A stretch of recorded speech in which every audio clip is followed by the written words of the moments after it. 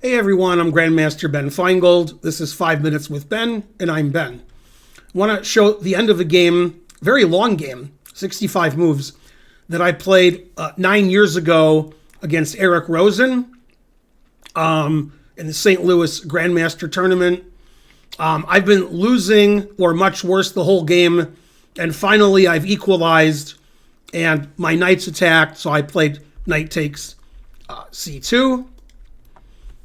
And now material is equal. I was down a pawn most of the game. And we both have two passed pawns. Our kings are on opposite sides. The engine says after rook d1, the position's all zeros, which makes sense. Position sort of looks the same, just opposite sides of the board. But Eric played rook d8, which is more aggressive. Now the engine says black is better because I get a series of checks and expose his king. Queen a1 check. He has to play king b3. Knight d4 check. He has to move his king, so he played king c4. If he plays king to b4, I can take on b2 with check. So he played king c4.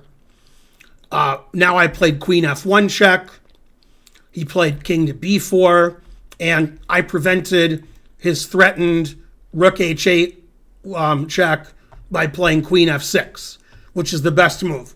Now, after thinking for a few seconds, the engine says that black is plus 2.7. So if you're going to blunder, I'm not recommending you blunder, unless you're playing me. But if you're going to blunder, it's good to blunder in a completely lost position.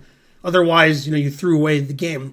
In this position, the engine says if both sides play correctly, black should win.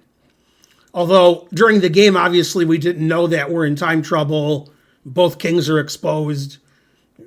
Position doesn't make any sense. Material's equal. But the engine likes black. One of the reasons is my king's safer than his, and my knight on d4 is really good. Well, he liked my knight on d4 too, so he played knight d5, which is a terrible blunder. So can you guys see the winning move for black that Eric missed? In fact, there's more than one answer, but one answer is better than the other. Or maybe it's not. Yeah, one answer is better than the other. And knight d5 was played just because it was time trouble. Well, probably knight c6 check wins, I'm guessing.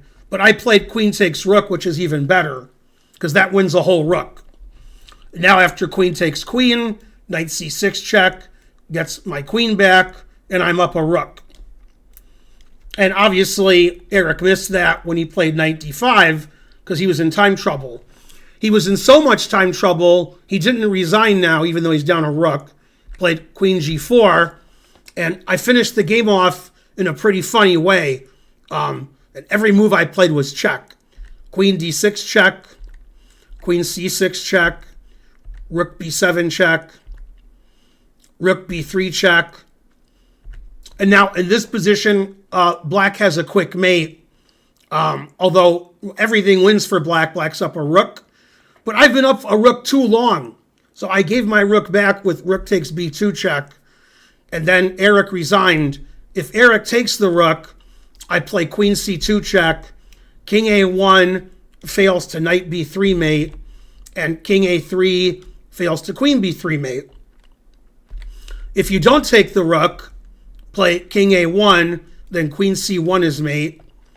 And lastly, if you play king a3, everything wins, but I'm assuming I would have done this, because that's mate in 2.